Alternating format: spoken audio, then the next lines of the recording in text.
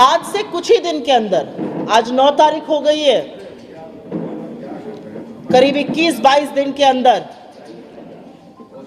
इस देश में मोदी सरकार यूनियन बजट पेश करेगी और वो यूनियन बजट इस देश का भविष्य तय करेगा। अभी आपने देखा ही 48 घंटे पहले ग्रोथ रेट आई है 6.4%। तो वो जो यूनियन बजट होगा वो इस देश के अर्थव्यवस्था की, इस देश के रोजगार की दिशा और दशा दोनों तय करेगा।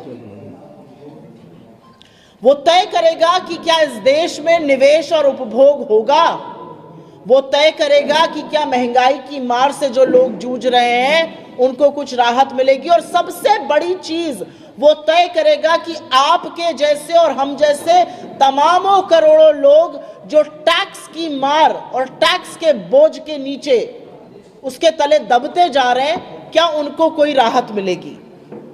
और किसी भी आकलन से पहले टैक्स पर आज बात करनी जरूरी है, क्योंकि आजाद भारत में पहली बार सूट बूट की नरेंद्र मोदी सरकार ने इनकम टैक्स को कॉर्पोरेट टैक्स से ज्यादा कर दिया है। मतलब जो धन्ना सेठ, जो बड़े बड़े पूंजीपति हैं, वो आपसे हमसे इस देश के गरीब वर्ग से कम टैक्स दे रहे हैं। गला आपका रेता जा रहा है टैक्स पर, आपके बच्चों की पढ़ाई, आपकी दवाई पर उसका असर पड़ रहा है। लेकिन टैक्स की चर्चा हो तो शुरुआत तो गब्बर सिंह टैक्स से ही करनी पड़ेगी। छुट्टियों का माहौल था, आप लोग भी गए होंगे सिनेमा देखने, हो सकता है 2 बच्चों के साथ गए हो।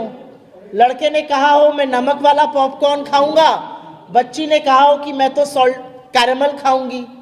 हो सकता है धर्मपत्नी ने कह दिया हो मैं तो मिक्स खाऊंगी। अब वही अड़चन आ गई, जीएसटी कौन सा लगेगा, 5 लगेगा, 12 लगेगा, 18 लगेगा। ये गुत्थी सुलझाने में पूरा देश उलझा हुआ है।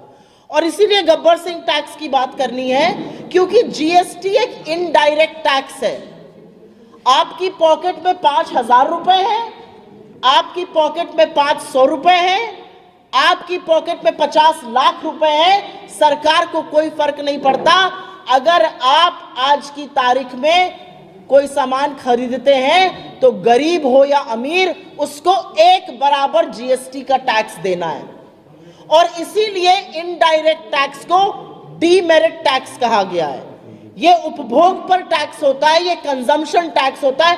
आप जो भी खरीदिएगा, आपने जूता खरीदा, आपने शर्ट खरीदी, आपने आटा खरीदा, दही खरीदी, उस पर एक बराबर टैक्स देना है। इस देश का सबसे अमीर आदमी मुंबई के नरीमन पॉइंट पर भी वही टैक्स दे रहा है जो हजरतगंज का रिक्शे वाला दे रहा है।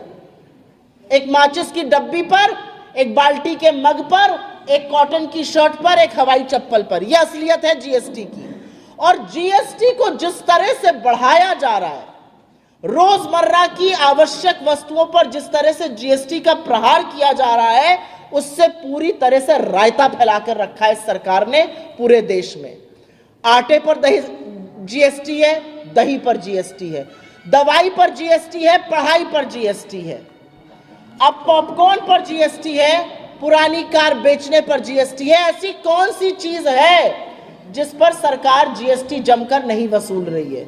शायद अभी तक सांस लेने पर टैक्स नहीं लगाया गया, बाकी हर जगह हर व्यक्ति टैक्स दे रहा है। हर महीने मोदी सरकार बढ़ चढ़कर सीना ठोककर बताती है हमने इस महीने इतना जीएसटी कलेक्ट किया।